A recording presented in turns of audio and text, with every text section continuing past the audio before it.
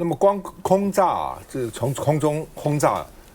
没有怕地面部队是没有用的。所以呢，川普之前呢，前几天就从日本琉球调了2500个陆战队到中东，现在说考虑再加派好几千个美军到中东。哦，那一种呢是为邮轮护航，一种是呢登陆哈格岛，哦，一种是呢要去把这个浓缩铀给它抢过来。哦，那最近他也在炸。说把哈格岛沿途的这些岸边的岸上的这些军事设施把它炸掉，同时呢派陆战队把这个哈格岛抢下来，因为是伊朗的主要的石油的生产地啊。那另外呢，到底什么时候结束哈？如果派了地面部队去的话呢，专家说哈，川普的民调恐怕比尼克森的25%还惨。尼克森那是因为水门事件，尼克森是很能干的美国总统。非常能干的而且敢用，像是什么季辛吉啊，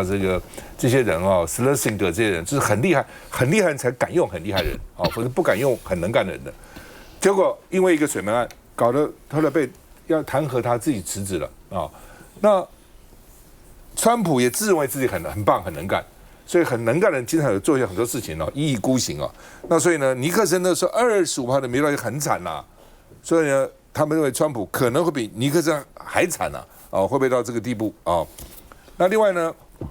川普的理由因为他变来变去，他最后的理由说，我们如果不打伊朗，伊朗会打我们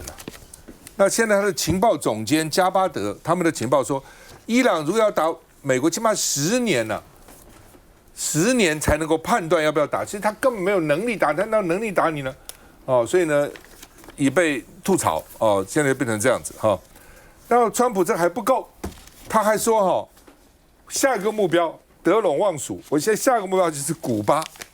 相信我有荣幸接管古巴，他去接管古巴了之前要接管墨西哥，要接管加拿大现在后来要想接管伊朗，现在要接委内瑞拉，现在接管古巴所以美国在施压古巴总统下台那你的总统我看了不爽，下台。然后呢，古巴总统说。哪那么容易？侵略的会遭遇不可摧毁的抵抗，坚不可摧的抵抗。来我们抵抗到底所以古巴现在呢，川普喊拿下古巴，俄罗斯强硬回应了，说我们俄罗斯要坚定不移跟古巴站在一起。俄罗斯之前没有俄罗斯之前你像伊朗什么都只是骂一下，或把伊朗的那个哈米尼的次子接到俄罗斯去治他的脚的呢。但是基本上还保持一个比较温和的态度，但是古巴看起来俄罗斯是很坚强的回应说我们要跟古巴站在一起，而是坚定不移。你来打打看那另外呢，哥斯达黎加宣布跟古巴断交，所以呢，古巴哈瓦那就说美国孤立政策，叫他的跟我旁边的盟友都跟我断交，才把我孤立起来那另外呢，29小时大停电，11000个人没有电用。说电网恢复了，慢慢恢复了，还是不稳因为没有油嘛。我们看一下。En mi casa no ha venido la luz y llevamos aproximadamente como 12 horas seguidas. 美股紧张关系升温，华府切断了对哈瓦那的燃料供应，导致这个拥有1000万人口的国家在16号再度陷入一片漆黑。Something that has happened frequently enough over the years, this time feels different because it is the first time since an oil embargo put in place by the Trump administration has led or contributed to this kind of island-wide blackout. 超过29个小时的电网抢修，古巴终于在当地时间周二晚间全面恢复供电，但官员坦言，在发电量严重不足的情况下，缺电梦魇恐怕还会持续。The U.S. oil blockade on Cuba has caused a severe energy crisis on the island, crippling passenger and private transportation, and leaving major city thoroughfares like this one largely empty. 不仅如此，川普加码对这个共产岛国的威胁，扬言要直接拿下古巴。I do believe I'll be the honor of taking Cuba. That'd be good. That's a big honor. Taking Cuba. Taking Cuba in some form, yeah. I mean, whether I free it, take it. I think I can do anything I want with it. 根据《纽约时报》报道，知情人士透露，美方已经向古巴下达通牒，如果想要双边谈判取得实质进展，强硬派的古巴总统迪亚士卡奈必须下台。They're a very weakened nation right now. They were for a long time. That's how they governed. They governed with violence. but a lot of people would like to go back. 一名古巴外交官员向法新社透露，古巴愿意与美方对话并开放外资，但绝不会妥协讨论改变政治体制的议题。China firmly supports Cuba in safeguarding its sovereignty and national security. China rejects foreign pressure on Cuba under any pretext. 好吧，这个古巴，江总他又想到古巴了，怎样？对川普身边来讲，有2个好战派，就是川普讲了，让他去打伊朗的是他女婿，他女婿叫他打，那个叫 Kushner。他除了自己是犹太人，同时给予他一种的给川普一种过度的乐观。那其实美国。我们也从1979年之后的每一个美国总统都想打古巴，因为1979年对于美国来讲情感上伤害太大，大家很难。我们的年纪啦，除了赵刚刚以外，我们的年纪很难想象，对，很难想象1953年到1979年那个时候的伊朗。跟美国有多么的亲近？对，巴勒维嘛。伊朗完全呢是那个时候的伊朗亲美的程度，绝对不下于现在中东的沙特啦、阿联酋这些国家。你很难想象呢，以色列为什么对于伊朗有这么强的渗透力？1979年呢，就是巴勒维王朝被推翻的时候，有100多万的以色列人是生活在伊朗的，是为伊朗工作的。1953年之后呢，伊朗的情报机构是以色列训练，所以你现在看到的就摩萨德对以色列的渗透，从过去就留下了非常好的基础。有这样子的一个背景，每一个美国总统呢都想要打伊朗，对伊朗的渗透了。但是呢，为什么想打伊朗？但是呢，始终的克制，因为呢，在过去美国其实他们是做过兵推的，他们非常相信自己的兵推，在那个叫做鲍威尔呢担任过参谋首长联席会议主席之后呢，担任过国务卿的那个黑人的鲍威尔。鲍威尔也就是2003年呢去打伊拉克的那个拿着那个洗衣粉在那边晃的那个鲍威尔，他任内的时候曾经做过兵推，如果要对伊朗发动战争，要改变伊朗的政权，兵推第一次美军大败，就是如果要发动地面战，兵推第一次要控制荷姆兹海峡，美军大败，他不相信，他再一次的要求修改参数之后呢，再兵推第2次还是大败。换句话说呢，在当时他们就认为呢，要改变伊朗，用的军事力量改变伊朗的政治是不可能的，所以呢，一直都采取外交手段。但现在川普动了，但川普身边还有一个好战的。针对古巴那个叫做 Rubio， 不管他自己怎么包装，老实讲，今天美国呢会想要去动手动脚的这些国家，他们几乎都具备一个共同的条件，不管是委内瑞拉或者是古巴，他们共同条件是什么？他们的棒球很发达。为什么棒球很发达？就是他们的球员，也就是说这2个国家的年轻人的未来都在棒球上面，棒球都在美国，所以这些的球员，你看到呢委内瑞拉的国家队，你看到呢古巴的国家队，都是呢在美国讨生活的。委内瑞拉的国家队多可怜，拿到了 WBC 的世界冠军之后，他们都不敢像是美国那些呢很恶心的冬奥的运动员说，我把我的金牌呢献给我最爱的总统川普，他们连对委内瑞拉的总统表达一点声援都不敢。为什么？他们都在美国讨生活。这些的国家因为他们的经济呢已经弱化到必须要跟美国深度绑定，他们几乎没有产业可言。所以呢，今天他要去对古巴都动手，他会得手的，因为古巴离他太近了，就在眼皮底下。你如果呢到今天的佛罗里达现在为什么是全美发展最好的州？几乎所有的科技业富豪呢都往佛罗里达搬，不是只有川普的海湖庄园而已。川普的海湖庄园呢只是原因之一，因为呢那个地方呢基本上现在完全是美国掌控的，在墨西哥湾、加勒比海呢就是这个样子。可是要动伊朗，那个难度是非常高的。伊朗其实最简单的逻辑，我说的今天美国如果要去动委内瑞拉，中国跟俄罗斯帮不上什么忙，因为那个距离他们太远了。可是你要动伊朗，对美国来讲非常困难，因为伊朗距离美国太远了。所以今天美国要动伊朗，他想了半天之后呢，他会付出很大的代价。但是如果要动古巴，今天俄罗斯即使说要帮忙，能够帮的忙很有限的。所以呢，川普的下一个目标也有道理的。我拿不下伊朗，我至少拿下古巴嘛。对啊。哦，这个面子到时候回来一点啊，搞不好其中选举还有点帮助。而且古巴很多的所谓的政治难民啊，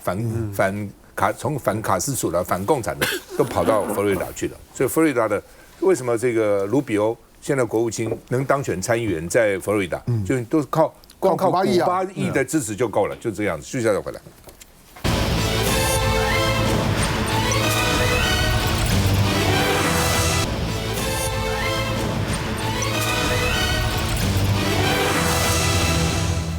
卡达最大的这个液化天然气，刚刚讲过被炸了，那我们怎么办呢？我们1/3的气从那边来啊。行政院说，我们供应无虞，别惊，不要怕哦。经济部说，明年我们的天然气安全存量要增加到14天。我们现在是冬天14天，夏天7天，哦，平均大概10天、11天，哦，所以明年是要把它增加。哦，所以现在大概11天嘛，我讲夏天、冬天11天要变成了14天，哦，主要的因为呢，就是说呢，他提出了一个3500亿的增资计划，哦，然后呢，这个希望把这个天然气的存量多存一点，存久一点啊。但是你这个1阶、2阶、3阶、4阶，每次到4阶、5阶都会有各种的阻力的哈。而且安全的问题啊、污染的问题啊、哦，这个海岸保护的问题啊，都来了哈。那当时就讲说，当时核三，记得我们在节目讲，核三当时要停，我们说你先不要停它嘛，你核三都是新的，你干嘛停它呢？美国的核能厂都是可以延长20年、30年，那我们台湾用个30年、40年就要把它停了，而且核三厂好好的，它不但停，就怕你们这些家伙去批评他把那个燃料把它赶快先卖了，哦，卖当然你可以买回来，但你何必呢？哦，就是这样子搞。然后现在发觉不行啊，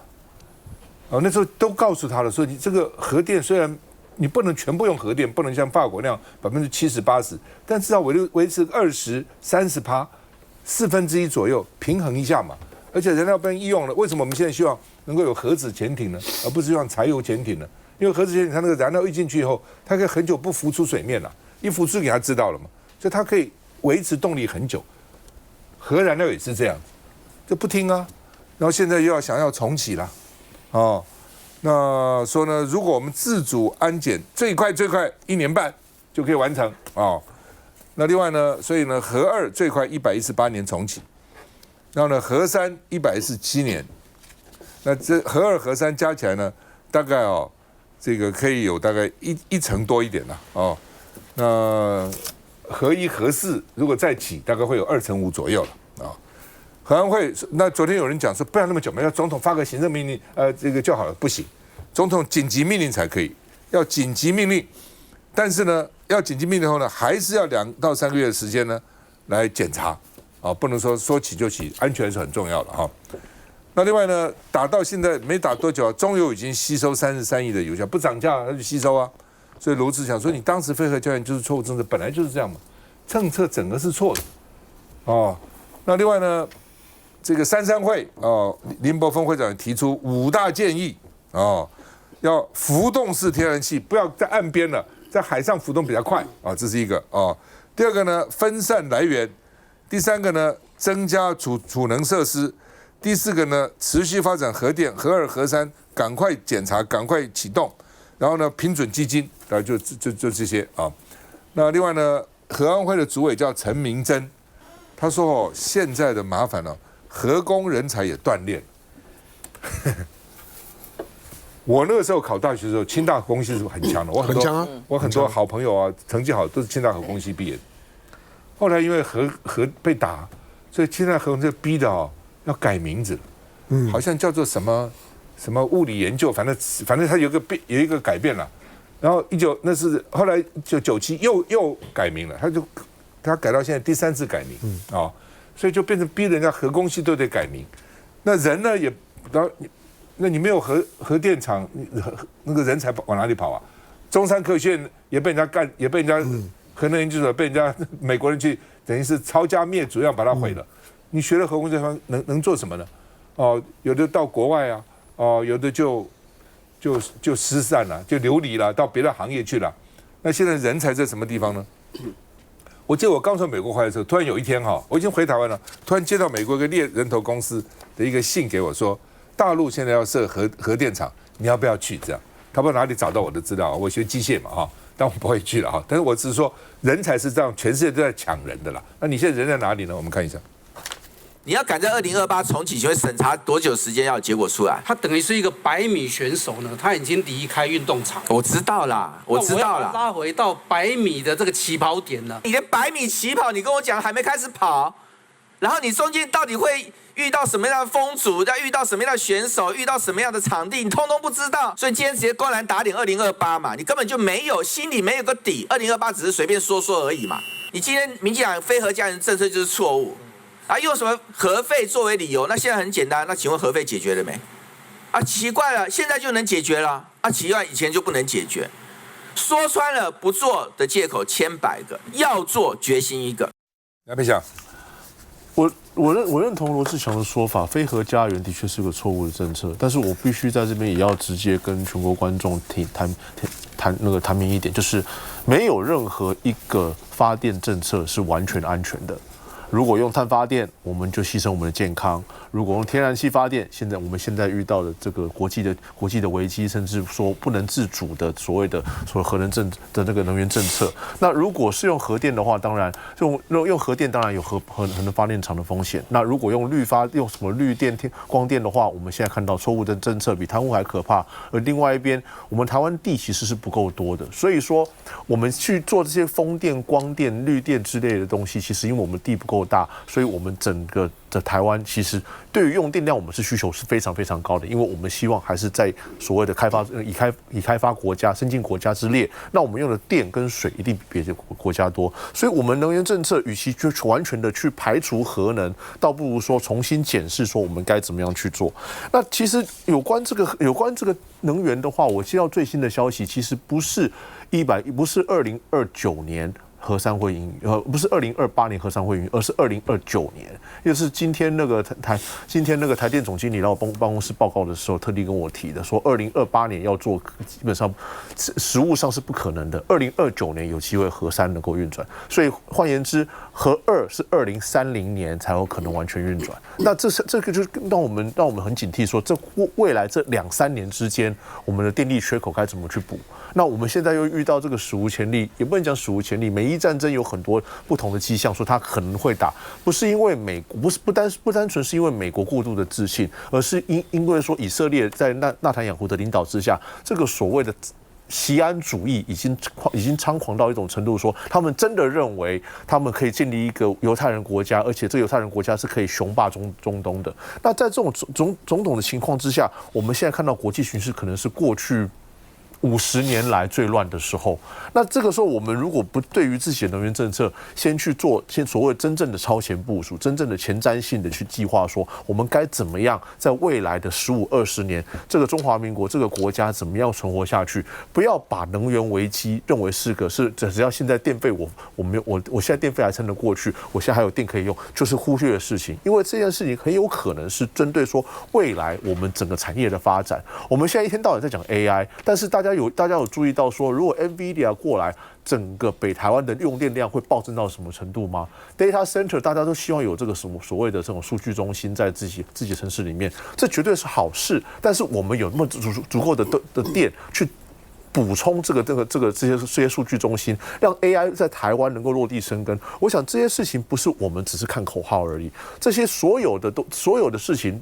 利益的后面都是难关。那如果我们真的要把这个国家继续发展下去，现在针对能源危机，其实我们就应该好好再重新计划，说未来我们要什么样的东西。顺便再加一句，目前知道的状况是，美国的 SMR 的技术可能还没有像我们想象的那么成熟，所以直接要导进美国 SMR 技术，说这对我们台湾说是反核家园，就是重返核能家园最好的解方。其实这也是个大问号，因为美国我们现在也知道，美国的东西可能不错，科技可能不错，但他们成本是很高的。他们并不像说其他国家或是不民主的国家，他们愿意说直接用很低的成本去尝受失败。所以美国在 SMR 上面是不是技术跟我们想象一样那么的先进，可以直接补充到我们的电力？我认为这是一个很大的考验。江亮要补充，我们上回讲过，因为韩国现在的核能发电呢占比呢是35%，可是我说韩国在这一波的中东的冲突一发生了之后，韩国他们的舆论第一时间他们就认为这场仗要打很久。当美国把韩国的萨德都拆过去的时候，你想我如果是韩国人，我难道会以为这个战争打1个礼拜就结束吗？你把我的萨德都已经拆过去了，把日本的海军陆战队都调过去了，这可是呢美国在远东地区的安全的，就是说呢可以说。它主要的安全的凭借，所以韩国本身呢非常不安心，韩国才会导致韩国现在同样是呢以半导体在过日子的，它的核能占35%，可是你看它第一个礼拜的时候，上礼拜它1个礼拜3次熔断，我们说的3次熔断就是全市场每天都跌10%叫熔断。台湾呢相对来讲跌幅比较小，是因为台湾真的是气鬼破啊，唔知希望。所以呢，到现在为止，台湾对这个问题呢，一直呢都在听我们的政府用那种非常不切实际的方式在安抚天然气。我只讲一件事情，台湾认真想想看，今天全世界呢能够做天然气出口的，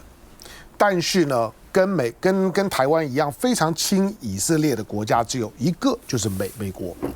除了美国以外，你有没有发现到地球上面所有产油产气的国家，基本上面大部分都是穆斯林国家，不只是中东。台湾在亚洲呢买气跟谁买？跟马来西亚买，跟印尼买，这2个都是穆斯林国家。你跟汶莱买，这穆斯林国家。另外一个产天然气可以出口的越南，这个呢跟中国呢现在呢好的不得了，你认为你可以买吗？买得到吗？那更不要说呢中亚的国家呢，俄罗斯现在的中亚跟俄罗斯，你看到的就是说呢土库曼的领导人这2天是在中国大陆访问，土库曼就在伊朗的北边，它是伊朗的邻国，是呢中亚呢产天然气最多的国家，现在都在供气给中国大陆。台湾高度依赖天然气，但是赖清德政府绝对不能够再用这种，就是说我们的供气无虞，你告诉我无虞在哪里？台湾的高度亲以色列，当战争一发生的时候，完全呢一派呢以色列呢在远东发言人的立场，你认为你要买天然气，你要跟其他国家竞争的时候，你真的觉得你有底气去跟这些国家谈一个好价钱跟好的供气条件吗？完全没有。你今天如果去到东南亚，